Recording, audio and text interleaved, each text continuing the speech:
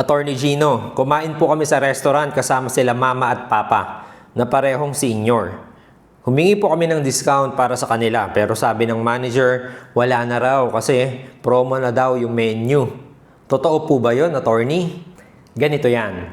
Ayon sa Implementing Rules and Regulations ng Republic Act Numbers 9994 at 10754, may karapatang pumili ang senior citizen at PWD kung ano ang mas mataas sa pagitan ng promo discount ng restaurant at standard 20% discount para sa senior at PWD.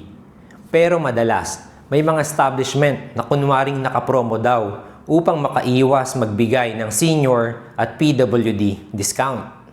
Halimbawa, kung ang totoong presyo ng pansit ay 100 pesos, dapat 80 pesos lang ang babayaran ng senior o PWD dahil sa 20% discount. Pero pwedeng palabasin ng restaurant na ang presyo ng pansit ay 200 pesos at dahil nakapromo sila ng 50% off, 100 pesos na lang daw ang babayaran ng senior o PWD.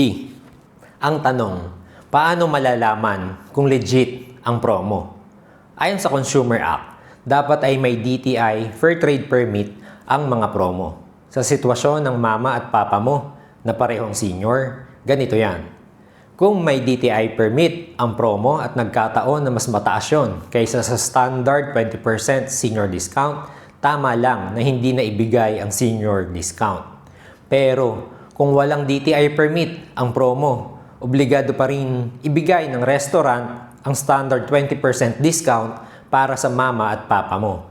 At kung sila ay tumanggi, pwede kayong magreklamo sa Office of Senior Citizens Affairs sa inyong LGU o sa DTI.